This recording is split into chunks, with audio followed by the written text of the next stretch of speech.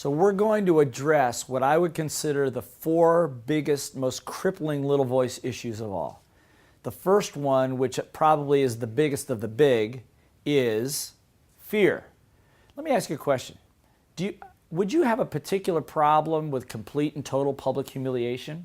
If I gave you a choice and I said, okay, we're going to put you on a stage in front of 100,000 people in a stadium and you're going to sing a musical solo alone by yourself, a cappella, no backup, no accompaniment, nothing, and you're going to do that task for 5 minutes, or you can pay me $20. Which would you do? Well, most people would pay the $20. Now, if you said you're going to do it anyway, we have a whole new program for you. But seriously, most people consider that be greater than the fear of death.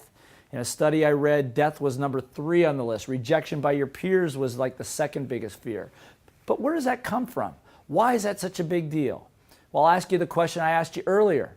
Have you ever gone to school? Of course, we've all gone to school for a little while. And maybe you remember a time, or maybe it was you, or maybe a friend of yours, teacher asked a question, you raised your hand.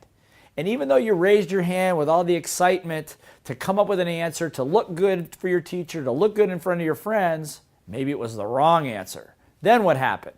All the kids laughed.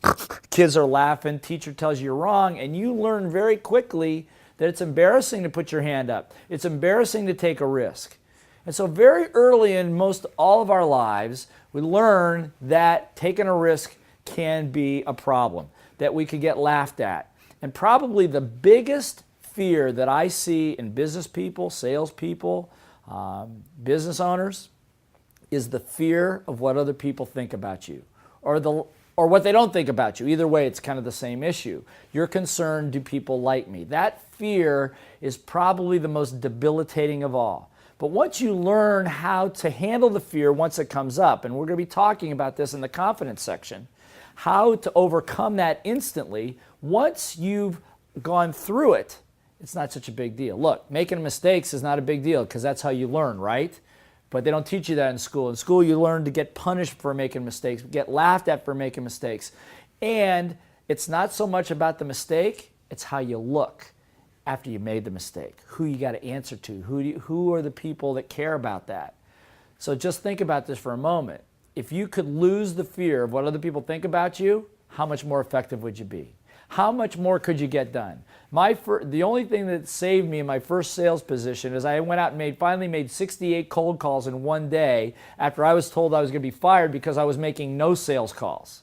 Well, you know what happened? 68 cold calls in one day. You know how much I sold? Nothing. 0.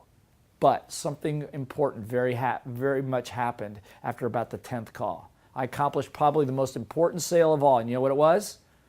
That's right. It was me selling me to me. After about 10 calls, I didn't care what other people thought about me anymore. It became a game. How long can I stay in there until somebody kicks me out of here?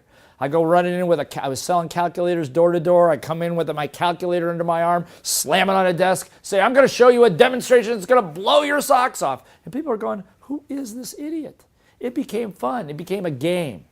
But it was terrifying in the beginning. It took me weeks and weeks of driving in my car, my little voice going, nobody's going to want to listen to you. You're an idiot. These are too expensive. You're going to look like a fool. To get past it until threatened with my job and knowing I was broke anyway, I had to make a decision. So one of the great ways of overcoming the fears obviously is to take the step, but you've got to make that decision. And we're going to talk about how you can make that decision right away before the end of the program.